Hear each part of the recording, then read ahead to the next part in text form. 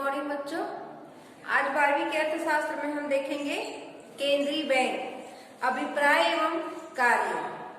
तो पहले जान लेते हैं केंद्रीय बैंक के बारे में। केंद्रीय बैंक जो होता है हमारे देश का सर्वोच्च बैंक होता है और सभी प्रकार के निर्णय लेने का अधिकार होता है। यह देश का शीर्ष बैंक भी होता है और नोट छापने का, निर्गमन का, स्टॉक की व्यवस्था का और विदेशों के साथ लेन देन सारा कार्य जो है केंद्रीय बैंक द्वारा दिया जाता है। Reserve bank of India Bharat का केंद्रीय बैंक है। रिजर्व बैंक ऑफ इंडिया जो है भारत का केंद्रीय बैंक है और यह बैंक जो है अर्थव्यवस्था में मुद्रा की पूर्ति का भी, ये मुद्रा की पूर्ति और स्टॉक का नियंत्रण भी केंद्रीय बैंक द्वारा होता है। केंद्रीय बैंक ही नोट को छापने का और छापने के बाद जो सरकारी खजाना तक पहुंचाने का कार्य इन्हीं का होता है, लेन देन, क्योंकि मुद्रा स्फीति, संकुचन, सारा चीज नियंत्रित रखने का कार्य भी ये रिजर्व बैंक का ही होता है। तो केंद्रीय बैंक हमारे देश का सर्वोच्च बैंक है और सारा अधिकार इन्हीं को दिया गया है और इनके अंदर में ही पूरा जो और जितने भी बैंक है वो होता है, यही कार्यान्वित करते हैं, उनको दिशा देते हैं, सारा मार्गदर्शन यही करते हैं। तो केंद्रीय बैंक हमारे देश का सर्वोच्च है और विदेशों के साथ ऋण, लेन देन जो भी कार्य है केंद्रीय बैंक के द्वारा ही किया जाता है।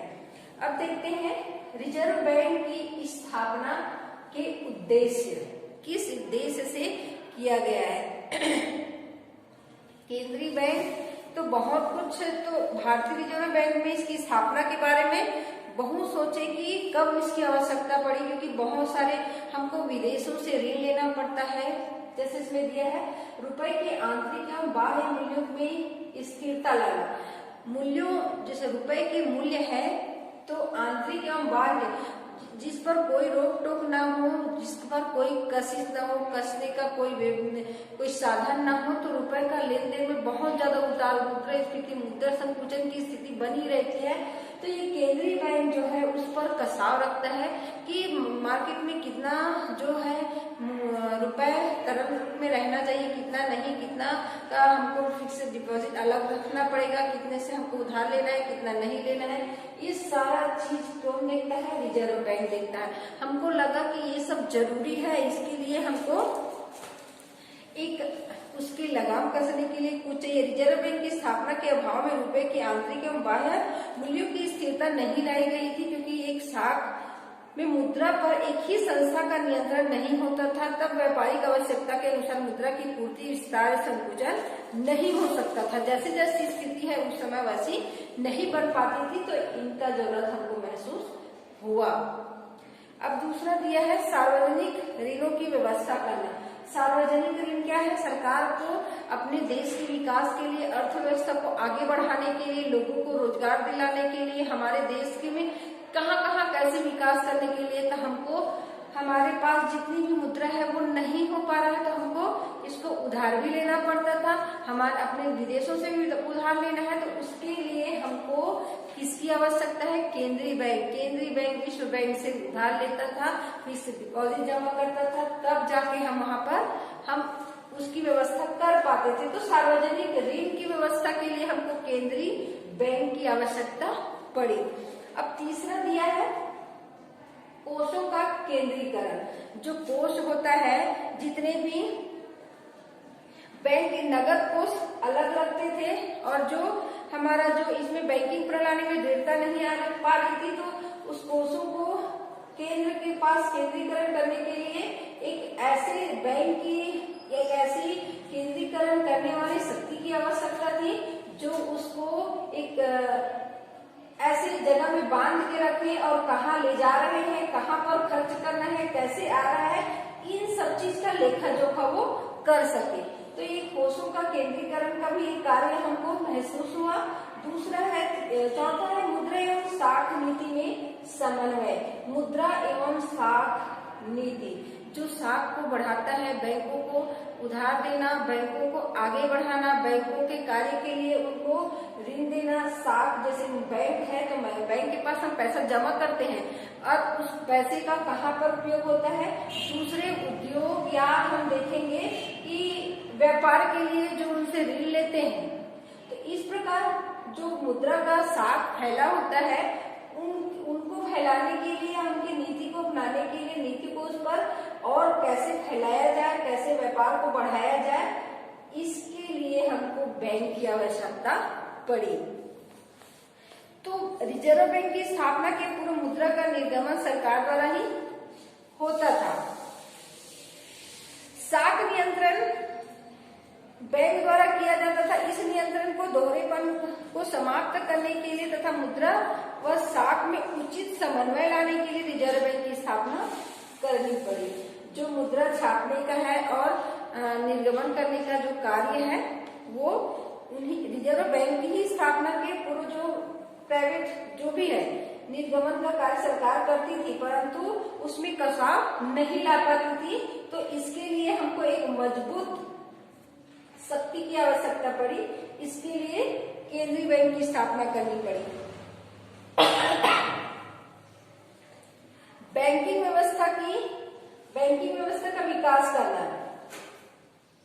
देश में बैंकिंग व्यवस्था के समुचित विकास के लिए केंद्रीय बैंक का नितांत आवश्यकता था, जो कि व्यापारिक बैंक का सही ढंग से समन्वय करे। केंद्रीय बैंक जो है सरकारी बैंक है और एक सर्वोच्च बैंक माना जाता है, और वही जो है कि जो व्यापारिक बैंक है उनका कार्यान्वयन करती है, उनको दिशा देती है और उनकी दिशा के अनुसार ही वो कार्य करते हैं। जितना भी नियम निकालना है, नियम बनाना है, वो केंद्रीय बैंक का रहता है और उन्हीं के अनुसार व्यापारिक बैंकों का फिर विस्तार किया गया। व्यापारिक बैंक में विस्तार होने का अर्थ क्या है, लोगों को उद्योग के लिए, कृषि के लिए, हर क्षेत्र के लिए साख को फैलाना था। अब देखते हैं मुद्रा बाजार का संगठन। मुद्रा बाजार का संगठन। देश में मुद्रा बाजार असंगठित था। मुद्रा बाजार के विभिन्न क्षेत्रों में किसी प्रकार का समन्वय नहीं था। मुद्रा बाजार को संगठित करने के लिए रिजर्व बैंक की स्थापना की गई है। मुद्रा बाजार जहां पर मुद्रा का लेन देन होता है वो असंगठित था, तो अपने अपने हिसाब से चलता था। तो उसको अब केंद्र के हाथों में सौंपा गया ताकि सभी कार्य एक समान हो सके। कृषि साख की व्यवस्था करना।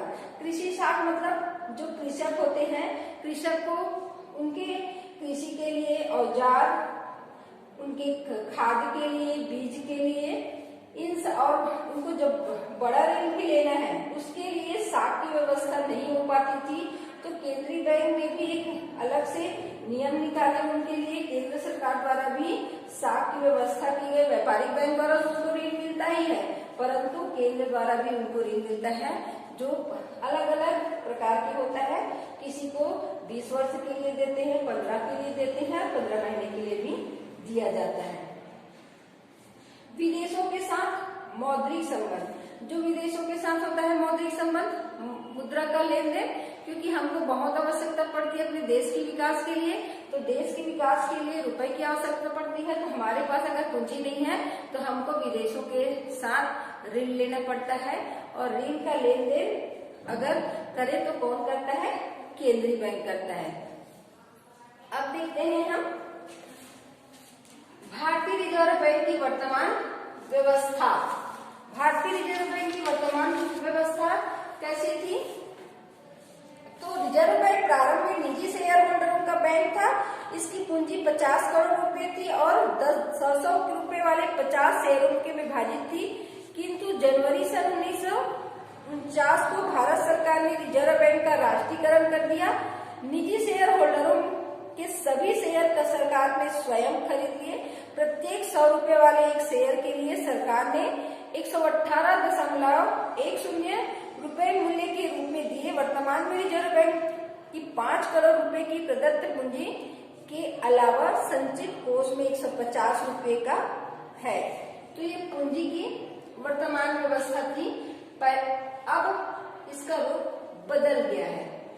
दूसरा देखते हैं प्रबंध कैसा था वर्तमान में जब ये स्टार्ट हुआ था रिजर्व बैंक।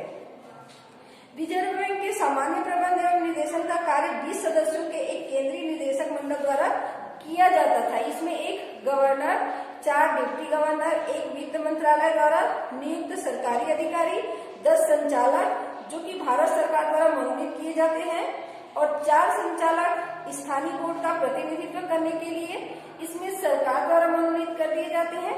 केंद्रीय बोर्ड के अतिरिक्त 4 स्थानीय बोर्ड भी हैं जिसके मुख्य कार्यालय मुंबई, कोलकाता, चेन्नई और नई दिल्ली में है। गवर्नर रिजर्व बैंक शीर्ष अधिकारी होता है। ये प्रबंध का कार्य देखते थे। 20 सदस्य होते थे, ठीक है, और 20 सदस्य में बटा हुआ था, सबका अलग अलग कार्य। जो शीर्ष गवर्नर जो होते थे रिजर्व बैंक का अधिकारी होता था। अब कार्यालय देखते हैं। भारतीय रिजर्व बैंक का प्रबंध कार्यालय मुंबई में स्थित है, लेकिन अपने कार्य को सुचारू ढंग से चलाने के लिए अपने नई दिल्ली, कोलकाता, चेन्नई, बेंगलोर, अहमदाबाद, नागपुर, कानपुर, हैदराबाद, पटना में अपने स्थानीय कार्यालय भी खोल रखे हैं। केंद्रीय सरकार के अनुमति से रिजर्व बैंक किसी भी स्थान पर अपनी शाखा खोल सकती है। जिन स्थानों पर रिजर्व बैंक की शाखा नहीं है वहां स्टेट बैंक ऑफ इंडिया इसके प्रतिनिधि के रूप में कार्य करता है। जहां पर उनका कार्यालय नहीं है वहां पर स्टेट बैंक जो है उनके प्रतिनिधि के रूप में कार्य करते हैं। रिजर्व बैंक के अब विभाग देखते हैं। निर्गमन विभाग, देश में नोट निर्गमन का कार्य रिजर्व बैंक का नोट निर्गमन विभाग करता है। यह विभाग नासिक प्रेस में छापे गए नोटों का सरकारी खजाना में वितरण करता है। नासिक के जो नासिक प्रेस है वहां पर नोट छपने का कार्य होता है, फिर सरकारी खजाना में उसको भेजा जाता है। दूसरा दिया है कृषि साख विभाग। कृषि साख विभाग का विकास करने के लिए रिजर्व बैंक कृषि संबंधी नीति का निर्माण करता है। कृषि साख की सुविधा देना, अपने रिपोर्ट प्रकाशित करना, मतलब जो नियम है उसको प्रकाशित करना, जो जो अपन नियम निकालते हैं कि कितने प्रकार के हम साख फैला रहे हैं, कितना ऋण किस रूप में हम दे सकते हैं कृषकों को, ये सारी जानकारी कृषकों को देते हैं ताकि जानकारी रहने पर ही वो अपना ऋण के लिए अर्जी कर सकते हैं। तो साख विभाग कृषि साख विभाग है जो लोगों को ऋण दिलाने का काम करता है। विनिमय नियंत्रण विभाग, इसकी स्थापना सन 1939 में हुई। विदेशी विनिमय अधिनियम सन 1947 में पास हुआ। यह विदेशी विनिमय पर नियंत्रण का कार्य करता है। जो विदेशों के साथ विनिमय होता है, लेन देन होता है, उस पर नियंत्रण का कार्य करते हैं कि उसमें भी एक नियम बना हुआ है, दायरा बना हुआ है, उसके तहत ये कार्य करता है। बैंकिंग विकास विभाग, बैंकिंग विकास विभाग में है। इस विभाग का मुख्य कार्य ग्रामीण बैंकिंग अनुसंधान समिति को की सिफारिश को कार्य के रूप में वर्णित किया गया है। औद्योगिक वित्त विभाग, औद्योगिक वित्त विभाग, यह विभाग सन 1957 में स्थापित किया गया था। इसका मुख्य उद्देश्य छोटे छोटे मध्यम श्रेणी के उद्योगों की सहायता एवं वित्तीय सलाह देना। छोटे छोटे उद्योग को बड़े उद्योग में परिणत करना, उसको सहायता देना, अगर उनको लगता है कि उसको और ज्यादा पैसे की मदद देके बढ़ाया जा सके तो ये काम भी करते हैं। कानूनी विभाग, यह विभाग विभिन्न विभागों को कानूनी सलाह देते हैं। जो जानकारी उसको नहीं है पूछे जाने पर उनको सलाह देते हैं। गैर बैंकिंग कंपनी विभाग, जो यह विभाग सन 1966 में कोलकाता में स्थापित किया गया था। यह सभी बैंकिंग संस्थाओं की देखरेख करता है। जितने भी बैंक है उसका सबका ये विभागों का देखरेख करता है, और जो भी अगर इसके उल्लंघन में कार्य करते हैं तो उनको नोटिस दिया जाता है। अगर वो जितना डिपॉजिट उनके पास रहना चाहिए वो नहीं रख पाता है बैंक जो है, और उसके बाद ये कसाव करता है और उसके बाद यही निर्णय लेता है कि वो बैंक आगे चल सकता है या नहीं चल सकता है। अगर उनकी जितना डिपॉजिट उनको रखना चाहिए, जमा करना चाहिए केंद्र के पास, अगर व्यापारिक बैंक नहीं करता है तो उसको बंद करने का भी आदेश देते हैं। तो ये उस पर कंट्रोल रखते हैं। शोध एवं अंग विभाग, यह विभाग मुद्रा, वित्त, साख उत्पादन आदि से संबंधित सभी समस्याओं के बारे में शोध कार्य करता है तथा आंकड़े एकत्रित करना भी इसका मुख्य कार्य है। मुद्रा, वित्त, साख उत्पाद सबके बारे में शोध करता है।